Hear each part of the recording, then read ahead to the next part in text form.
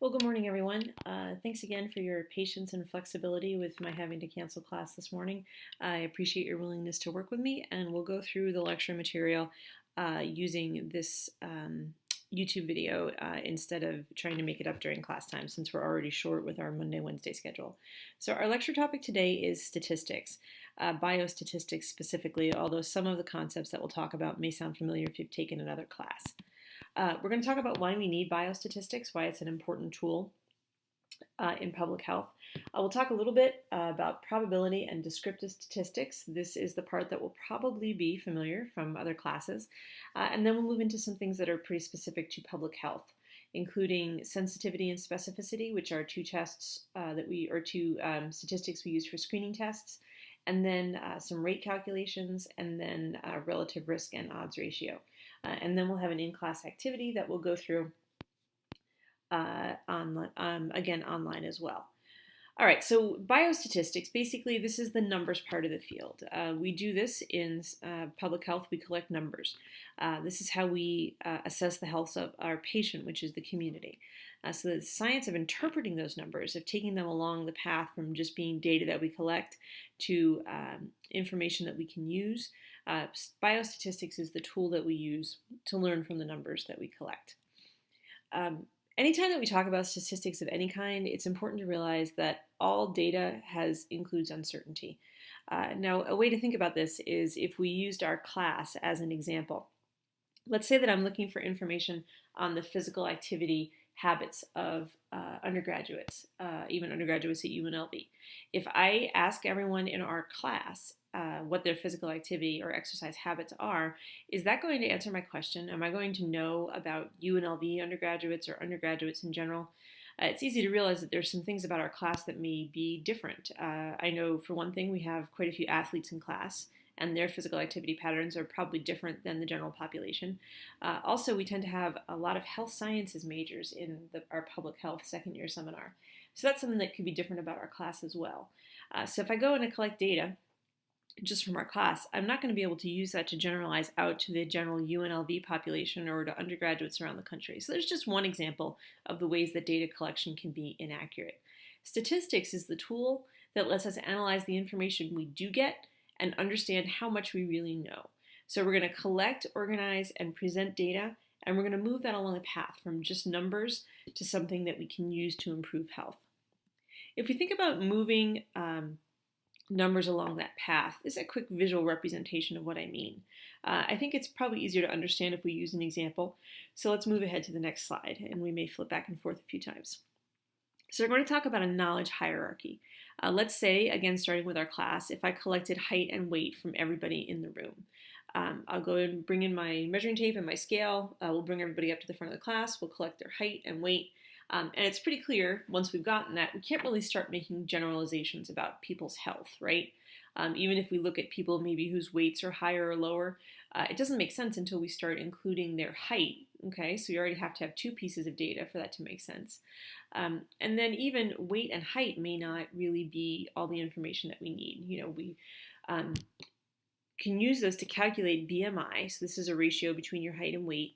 If you've heard that benchmark used before of a healthy BMI being 18.5 to 25.5. We use this kind of ratio to assess information about your particular height and weight, whether it might be appropriate for you.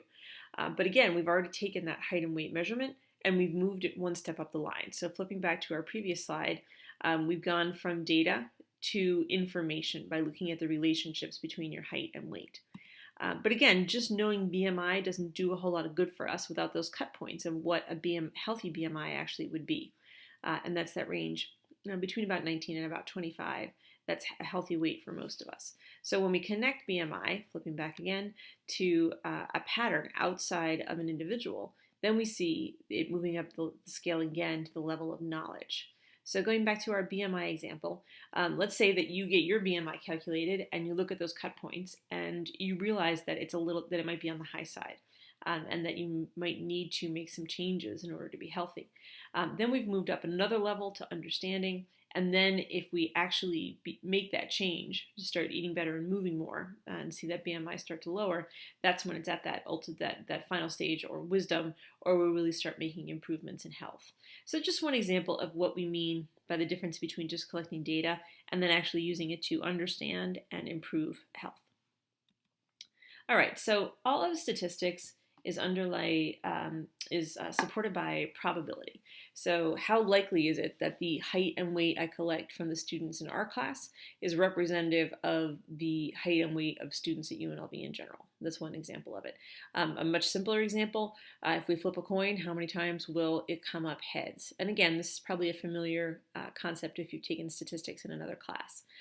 So it's pretty easy to calculate. It's just the number of times that we got the desired outcome divided by the total number of times that we tried. So we flipped a coin 10 times. We got heads 5 times. 5 divided by 10.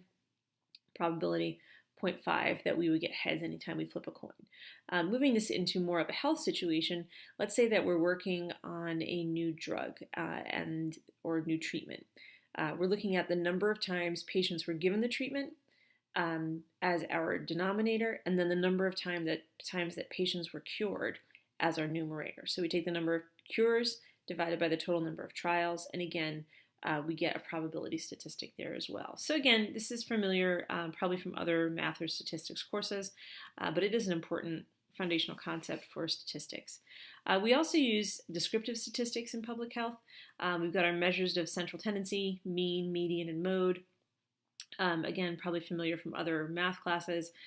Mean is just the average. We sum up all of the values and we divide them by the number of values, and we get the average.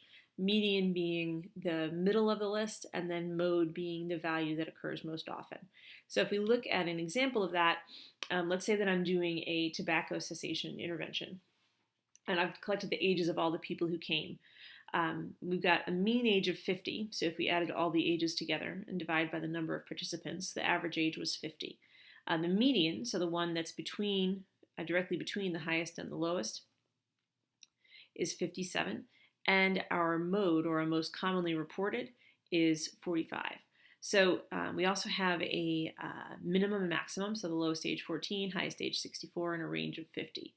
All right, so we look at this, we can see some interesting information with our lowest value there, our minimum value of 14.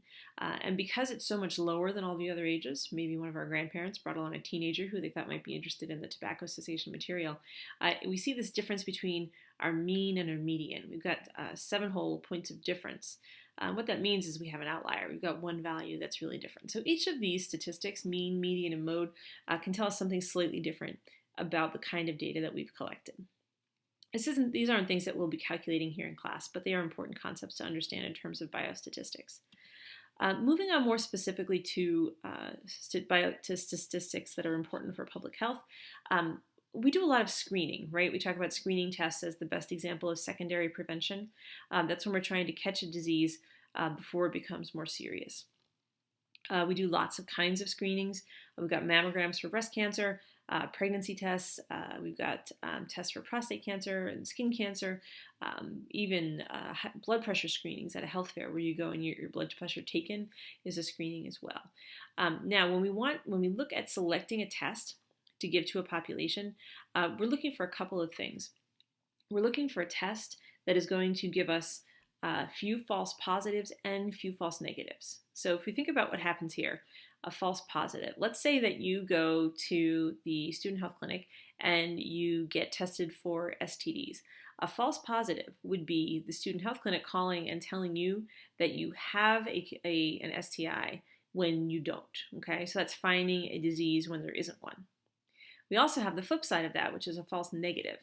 And that's when you go and you get tested and the test results come back and say that you are healthy when actually you really do have that STI. And obviously there are consequences here as well because you wouldn't have knowledge of your own status and you might be spreading infection among your social network. Okay, so we've got 2 different ways that the test can be wrong. And frankly, very few tests are 100%. Most of them are going to be have some occasional false positives and some occasional false negatives. We have a way to measure this. Sensitivity and specificity. Anytime we develop a screening test, we're going to want to know what these statistics are. So a sensitive test, a test with high sensitivity, yields few false negatives. So we're likely to catch everyone who's sick. Everyone who comes in to get tested is going to get accurate information about whether or not, is going to get accurate information if they're ill. Okay, so most tests that are affordable tend to be highly sensitive.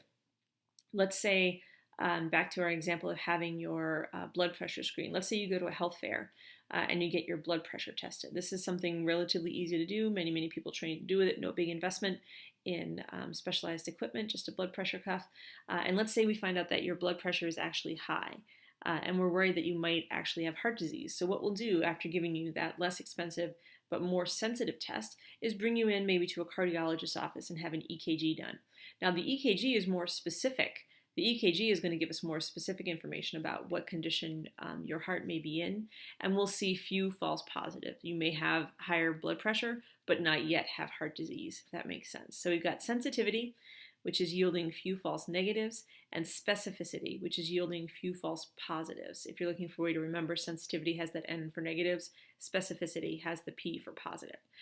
Ideally, we'd like tests that are high on both measures, but honestly, affordable tests rarely are. So what we end up with normally is a test that is both affordable and sensitive. So at least we can catch everyone who might be ill and then bring them in for further testing.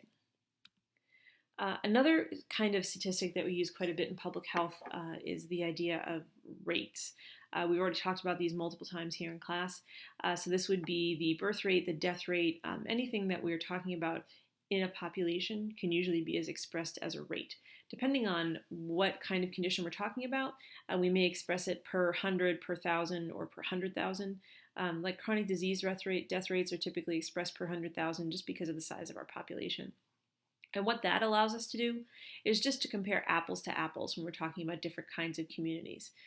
Let's say that we want to compare California and a smaller state like Rhode Island. If we just look at the number of people who died in California last year and compared it to the number of people who died in Rhode Island, California is going to look like a much more dangerous place to live. But obviously, California has a much bigger population. So if we take the number of deaths and we express it as deaths per 100,000, then we're going to be able to compare the small and the large states to make sure that we're looking, again, comparing apples to apples. We do this with birth rates as well. Now we're going to call this a crude rate. Let's say that we're comparing two populations that have very different average ages. Here in Las Vegas, we could compare maybe Sun City to Southern Highlands. Sun City, if you're not familiar with it, is a retirement community here in Las Vegas. So if we look at the number of deaths last year in Sun City and the number of deaths last year in Southern Highlands, we'd expect to see higher death rates in Sun City. Again, the older you get, the more likely you are to die from all causes. So just by the fact that the population is older, we're going to see more deaths. Now, is that telling us that Sun City is a more dangerous place to live? We won't know unless we could compare those two populations as if the age distributions were the same. So when we talk about age-adjusted death rates, we've used a statistical technique there to allow us to compare those two communities as if their populations had the same average age. We won't be calculating those here in class, but just so you understand, when you hear that used, anytime we talk about death rates, we are typically talking about one that's been age-adjusted. Sometimes we also calculate group-specific rates, and we will be doing that during our biostatistics activity. We may be looking for a disease that's gender-specific, or we might be looking to compare disease rates in two different populations, say coronary artery disease in women as compared to men. And we'll look a little bit more into this when we do our in-class activity. You'll also find on Web Campus a handout that explains how many of the rates that we use in public health are calculated. You will not be tested on it, but if you're curious, it's there for your information. Okay, so once we've calculated death rates, here's the kind of thing that we can do. We have here a graph with the top 10 causes of death in 2012 in the United States and 2011, and we're able to compare them. These are age-adjusted death rates for our top 10 causes of death, and they're expressed per 100,000 population. So we can see how we've had some minor decreases between 2011 and 2012 for some of our top conditions, and some that stayed more the same if we look down here towards kidney disease and suicide. Now, one of the other things that we can do with biostatistics is to take a look at these differences. Is this just a blip, or is this something that means that we are doing better? Have we moved more? Have we eaten better? And actually what we have is this is not really a statistically significant difference in the rates. So we're getting there, but we don't actually have all that much good news to report just yet. All right, I'm going to take a break here, and then we'll come back and look at other statistics that we calculate, and also our in-class activity, which we would have done if we were in class together. Thanks for your patience, and I'll be back in the next video.